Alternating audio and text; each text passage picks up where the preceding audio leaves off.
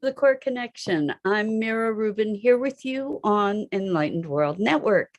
And today's topic is excuses and how when we make excuses for things, we're disempowering ourselves and trying to absolve ourselves of responsibility. But in that process, we're kind of denaturing our power in the world. So we're going to talk about excuses and see where we go with it. It should be interesting as always. But before we get started, let's take a minute or two to get present. Let's take a deep breath in through your nose and hold it. And imagine clean, crisp oxygen flooding your lungs, flowing into your bloodstream, nourishing all your cells, all your organs, bringing vital life energy to your body and being. And as you exhale, exhale any tension, stress, negativity, fatigue. And now let's take another deep breath in through your nose and hold it. This time, imagine brilliant, bright light lighting you up from the inside out, illuminating, electrifying, and energizing all your cells, all your molecules, and your electrons, creating this brilliant beam of light from your heart out into the world. And as you exhale, exhale any remaining tension, stress, negativity, fatigue. And now let's just gently rub our palms together and very softly, softly, softly feel the tickling and the tingling in your fingers, in your palms, and allow that sensation to bring you present right here, right now, to this remarkable physical form that enables you to experience life. Welcome, welcome, welcome. Good morning, Lisa. So good to have you here with us this morning. We're talking about excuses today. And sometimes I think when we make excuses, we find ourselves not just making excuses for ourselves, but oftentimes making excuses for others.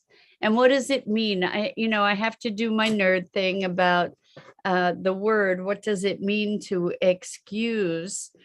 I'm gonna look that up for us at the moment, but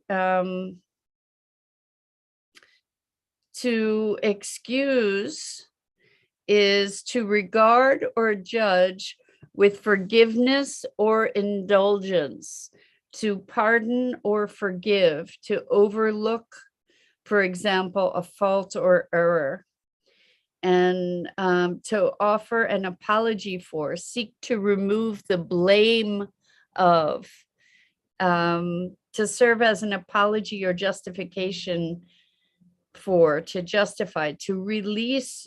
To excuse someone is to release from an obligation or duty.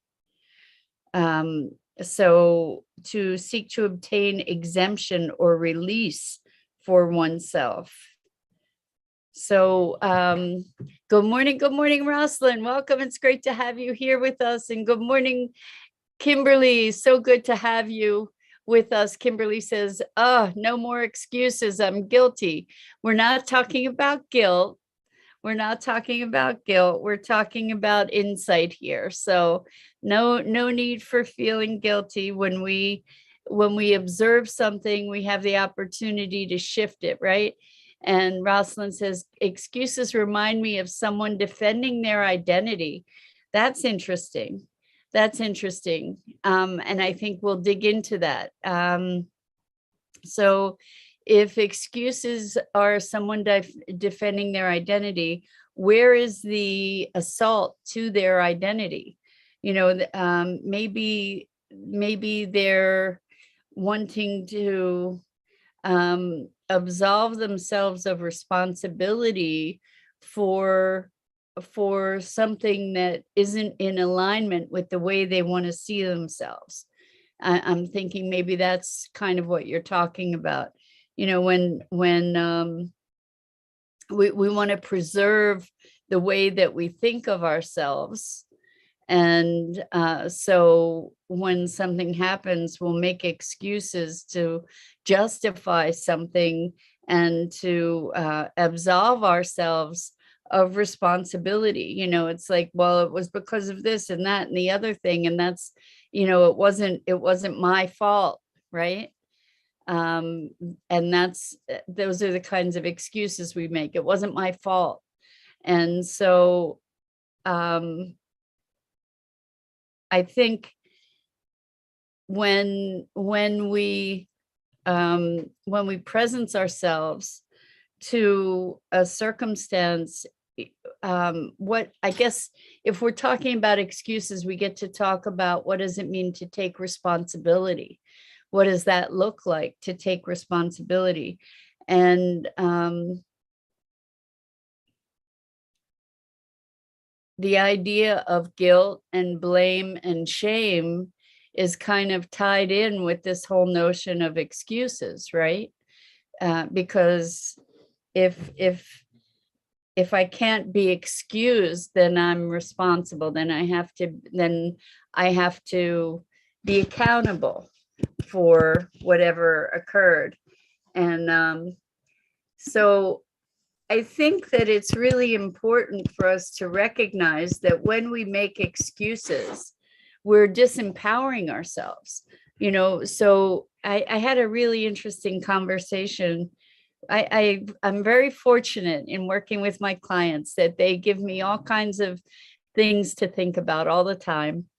And the conversation went something like, well, when things go wrong, I consider that it's my fault. You know, when things aren't going well, I consider that it's my fault. But when things are going well, I think it's luck. And so when we talk about responsibility, if we're going to blame ourselves for when things aren't going well, then we get to credit ourselves for when things are going well. And this is maybe a little bit the opposite of the whole idea of excuses, but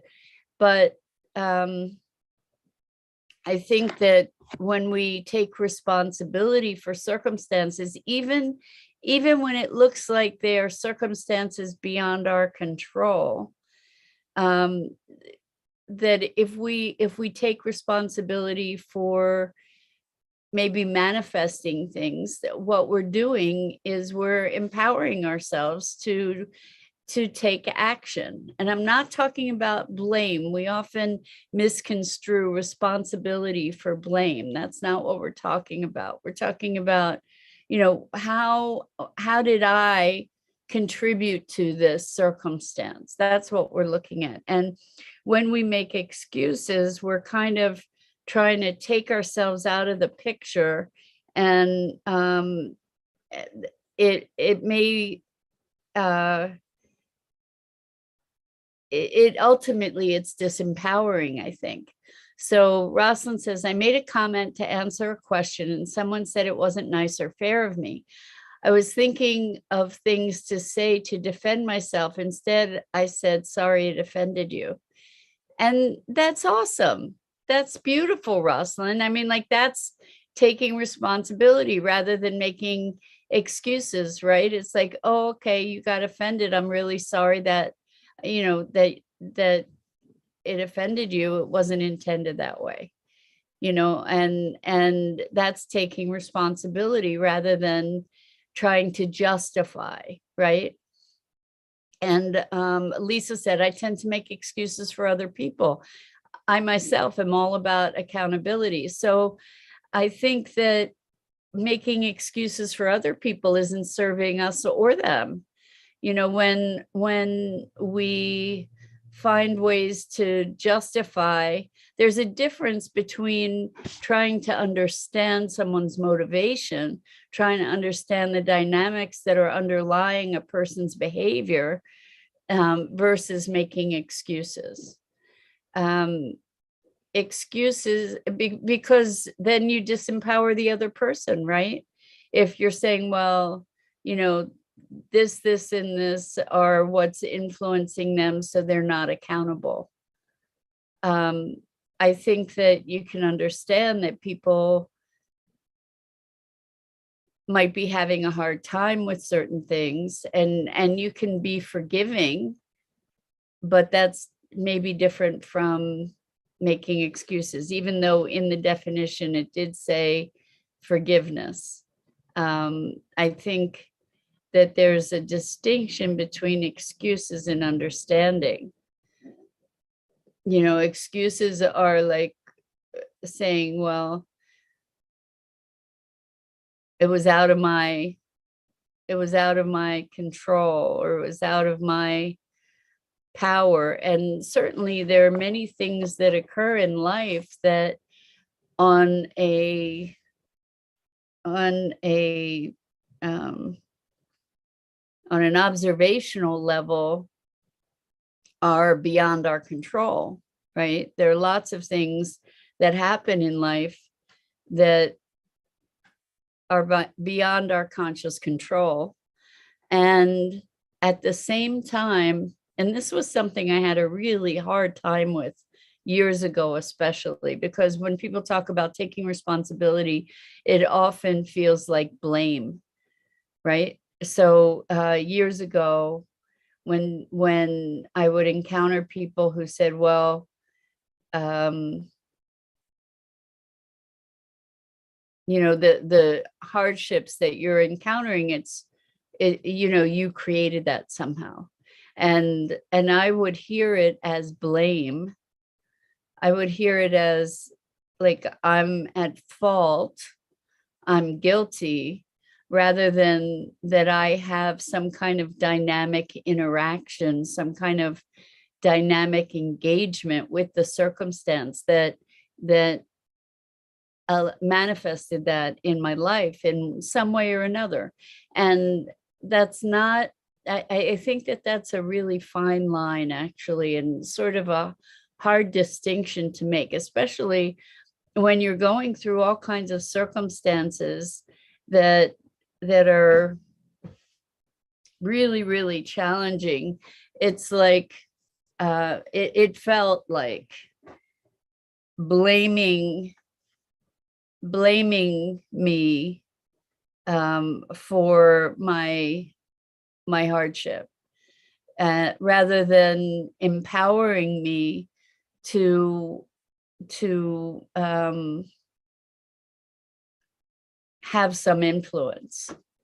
And so when this is where the whole law of attraction thing gets really sticky, because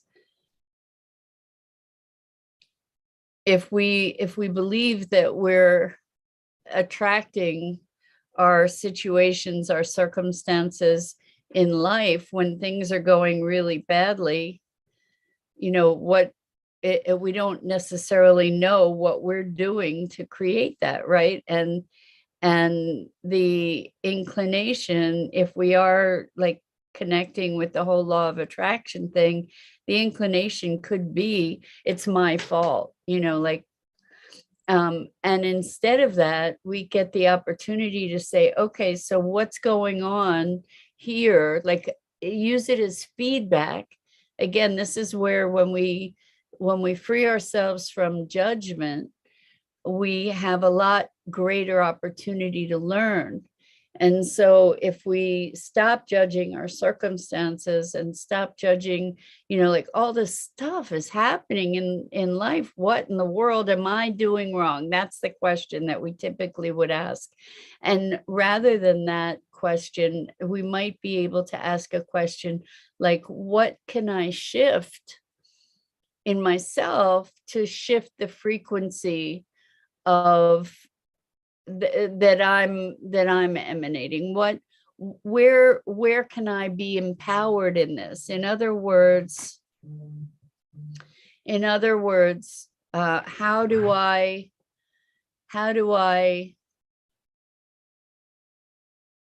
embolden myself to find a place of power, of self-determination in the midst of what might seem all these horrible things coming at us or me or you, right? How do we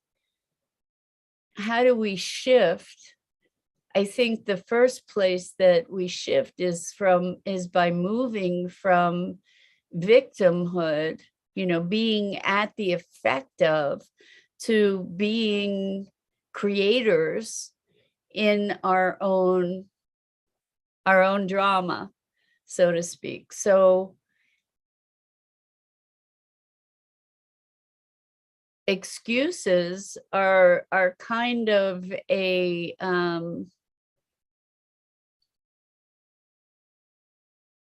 they're tied in with victimhood, right? Being at the effect of circumstances beyond our control, so to speak. And it's really interesting. So for instance, I've gone through a lot of really tough stuff in my life, and I have clients who have gone through and even are going through all kinds of tough stuff in life. And there's a point where it's possible to be recognizing that all this tough stuff, it's not a punishment. It's a passage, perhaps, like all that tough stuff, being able to get through that tough stuff, learning the lessons from that tough stuff, evolving through that tough stuff is what makes us who we are, is what enriches our perspective, is what gives us wisdom. And so with one particular client, it's been remarkable to see the movement from having had a lot of really intense abuse to be moving from the reactivity around that and feeling victimized. I mean, it's not. So here's the thing with people who feel victimized, it doesn't mean they weren't. It doesn't mean they weren't victimized. And just because you're victimized doesn't mean you need to feel like a victim. And so there's a place where we get to move through that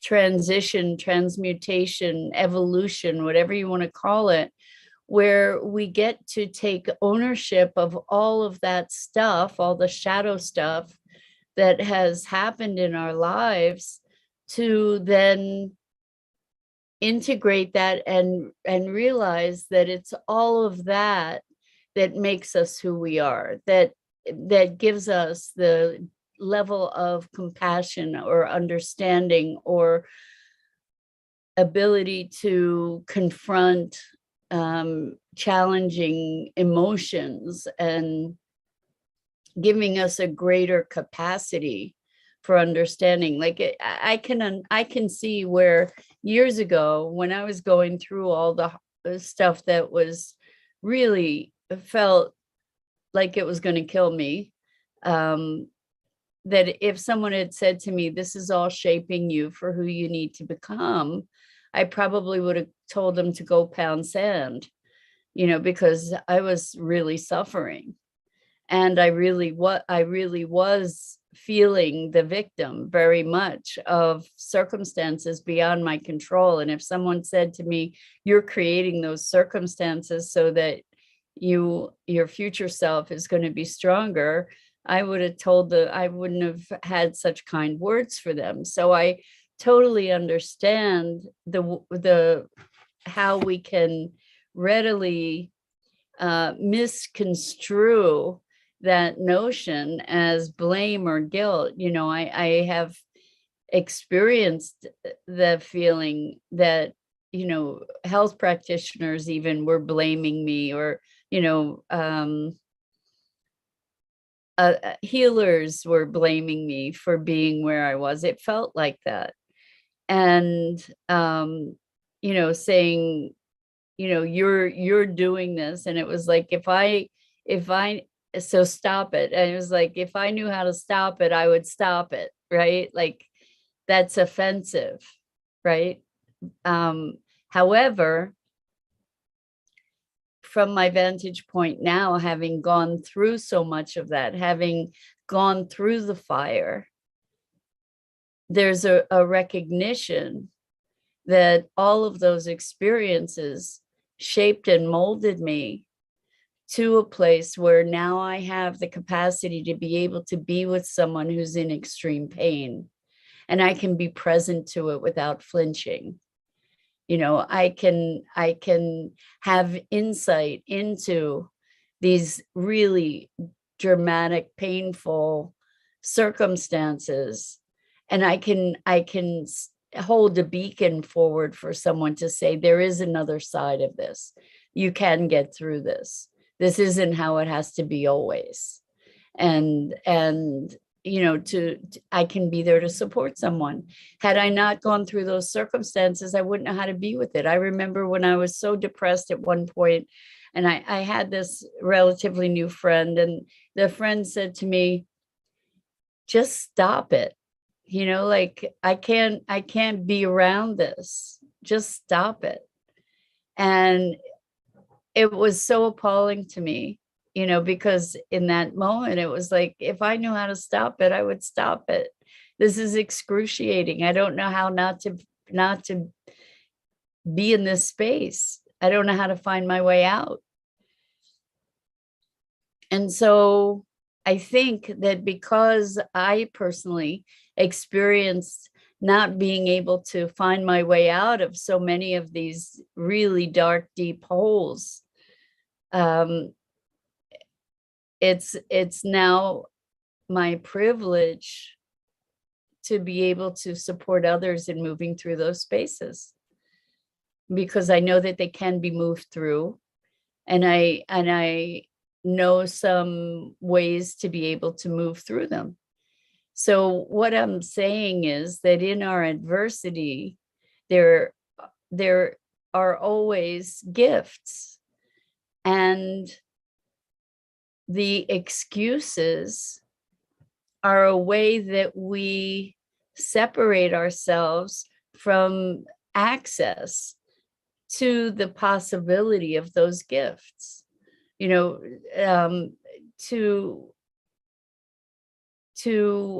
good morning, Elaine.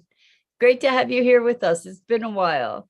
So we're talking about excuses, and really how excuses disempower us. And thank you so much, Kimberly. I'm glad that I'm on the other side of it too. And it is a privilege to be able to support others in moving through really difficult times, because that's part of what life gives us, is these tests of fire to challenge us to rise above it, and to hone ourselves, and to refine ourselves, and to learn, and to grow. And when we, even in the midst of the difficulty of it, even when it feels terrible, if we can keep in mind that this passage is working for us and through us rather than to us, then it shifts our ability to access those gifts. And excuses separate us from those options, I think, because we're absolving ourselves of our power almost in a certain context. And sometimes, you know, all there is to do is to just hunker down and move through, putting one foot in front of the other. Sometimes that's the hardest thing we could possibly do, is to keep on going through something that feels devastating. But I think that when we make excuses, and again, I just want to reiterate that there's a big difference between making excuses and understanding. When we understand the influences that might be impacting a certain behavior or circumstances, or reactivity or whatever, when we understand that, that's not making excuses. So, oh, Dido, you're so sweet. Dido says, I can verify Tamira's ability to be with you wherever you are, and to see that those dark times can help us grow into a fuller future version of ourselves. And I see that richness just growing in you, Dido. It's so gratifying and inspiring to be watching your transformation. It's really quite remarkable. So I'm just going to put it out there. I'm in the beginning of a new cohort for my coaching program, and I have like 3 spots still available. And if any of you who are listening or watching are interested in learning more, experiencing the core connection work, I give a free session for people who have already done work, for people who are already doing transformational work. This isn't work for people that are new to the whole transformational arena.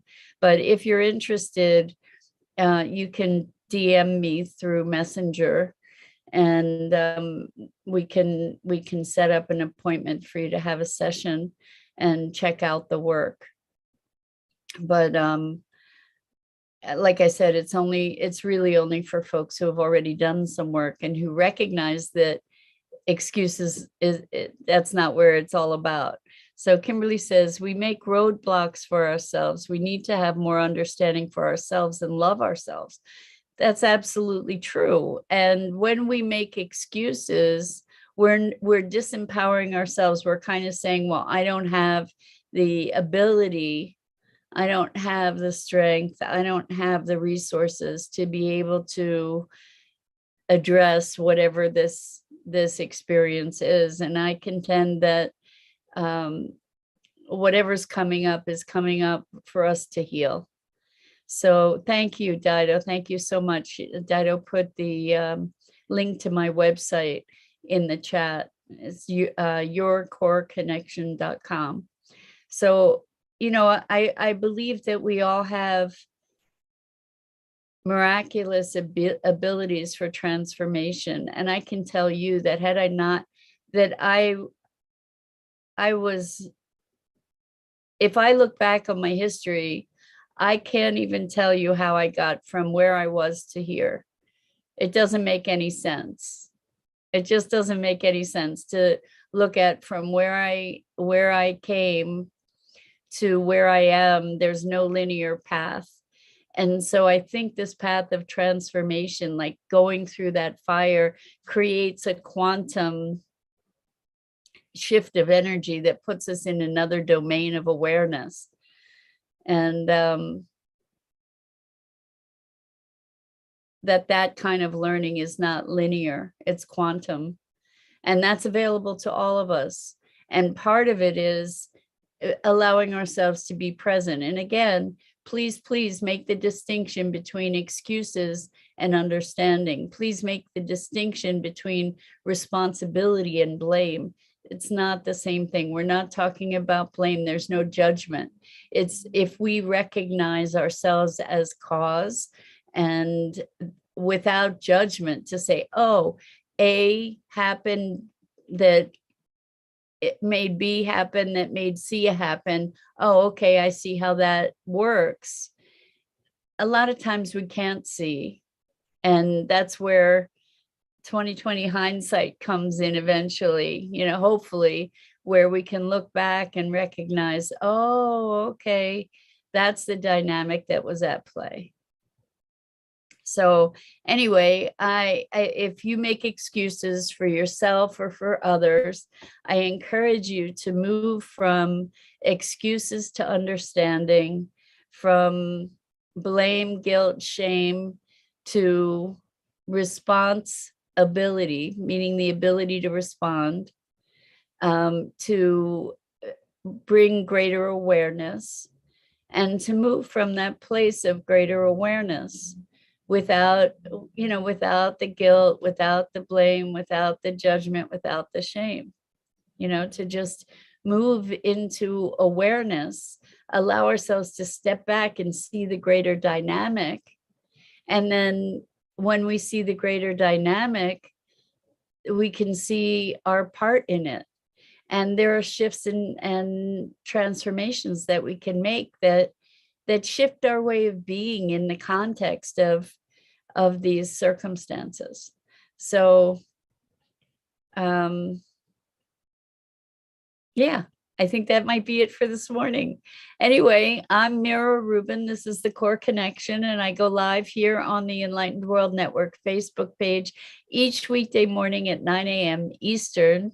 And I encourage you to check out the other awesome programming on Enlightened World Network and Enlightened World Living and EWN One with the Earth. And I just want to say thank you, thank you, thank you for your engagement and your presence, and for playing with me in these conversations, and for being such a rich contribution in my life. And I hope that I'm reciprocating in some way.